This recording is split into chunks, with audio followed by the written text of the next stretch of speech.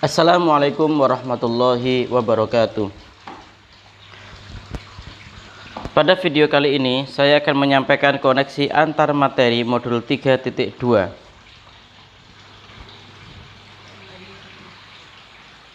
Dari saya Afif Zakaria SPDI CGP Angkatan 7.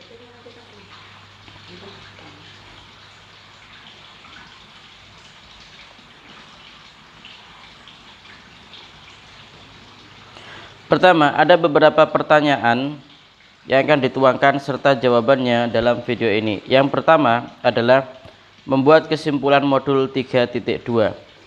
Yang kedua adalah jelaskan dan berikan contoh bagaimana hubungan pengelolaan sumber daya yang tepat.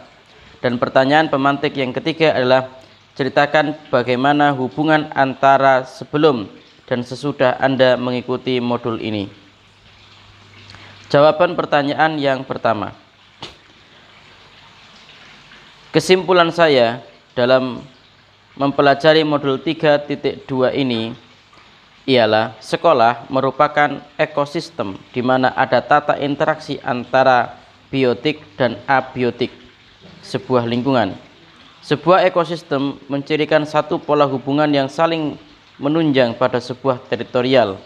Faktor-faktor biotik yang ada dalam ekosistem sekolah diantaranya adalah murid, kepala sekolah, guru, staf atau tenaga kependidikan, pengawas sekolah, orang tua, masyarakat sekitar sekolah.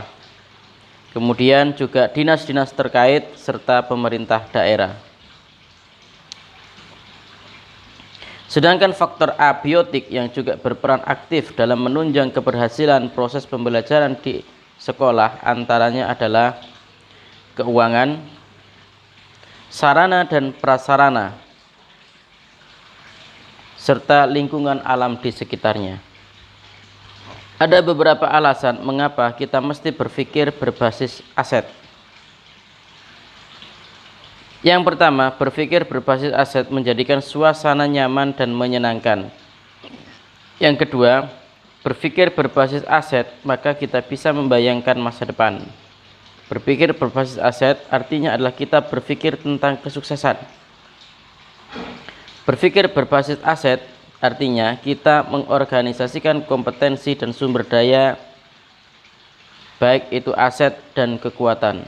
Serta berpikir berbasis aset artinya kita merancang sebuah rencana berdasarkan visi dan kekuatan. Seorang pemimpin pembelajaran harus mempunyai pola pikir dan sikap positif untuk menuju perubahan, sehingga bisa mengelola aset yang ada dengan pendekatan positif agar bisa memanfaatkan aset yang ada untuk kepentingan pembelajaran yang berkualitas dan mewujudkan siswa yang senang serta bahagia. Tentunya pendekatan yang dilakukan merupakan pendekatan pengembangan komunitas berbasis aset (PKBA). Pendekatan pengembangan komunitas berbasis aset ini menekankan pada beberapa hal. Yang pertama adalah nilai lebih pada kapasitas, kemampuan, pengetahuan, jaringan, dan potensi yang dimiliki oleh komunitas.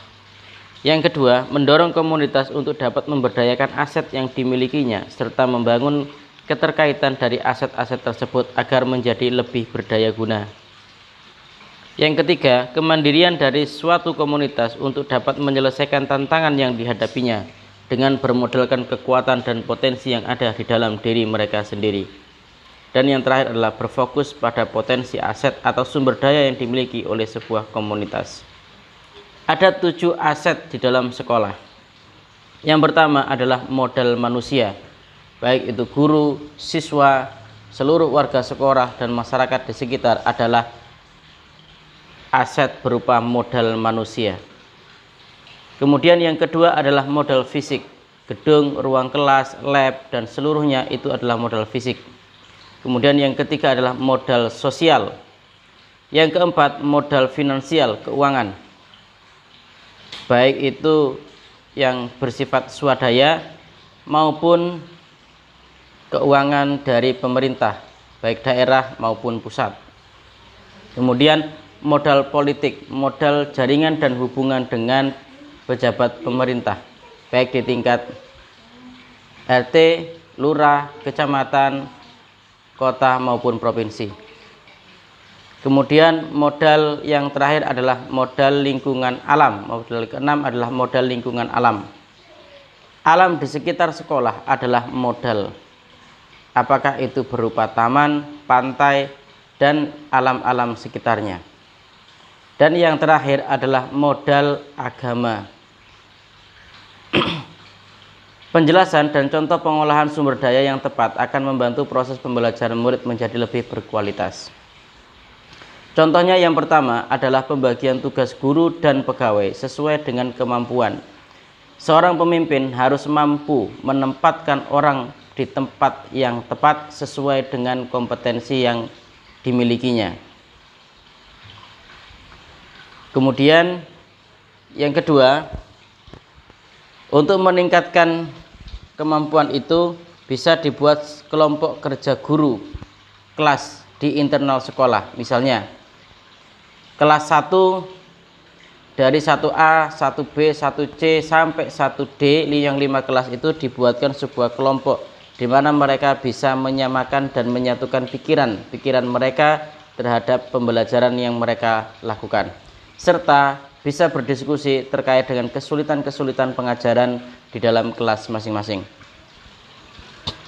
Kemudian yang kedua, meningkatkan kompetensi guru dan pegawai, baik itu melalui training dan pelatihan yang dilakukan bagi guru dalam meningkatkan pengetahuan serta keterampilannya dan mengupgrade wawasannya terkait dengan model-model pembelajaran dan lain sebagainya, serta bagi pegawai untuk mengupgrade kemampuannya baik dalam teknologi informasi maupun dalam kompetensi-kompetensi administrasi yang lain. Yang berikutnya adalah memberikan penghargaan bagi guru atau tenaga pendidik yang memiliki prestasi atau bekerja lebih dari apa yang sudah menjadi tupoksinya.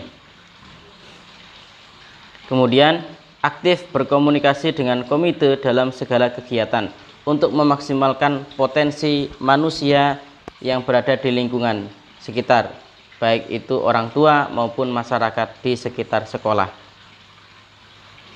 Kemudian mengadakan berbagai kompetisi di sekolah, baik itu kompetisi seni, olahraga maupun keagamaan, dalam rangka mewadahi berbagai minat dan bakat siswa yang heterogen.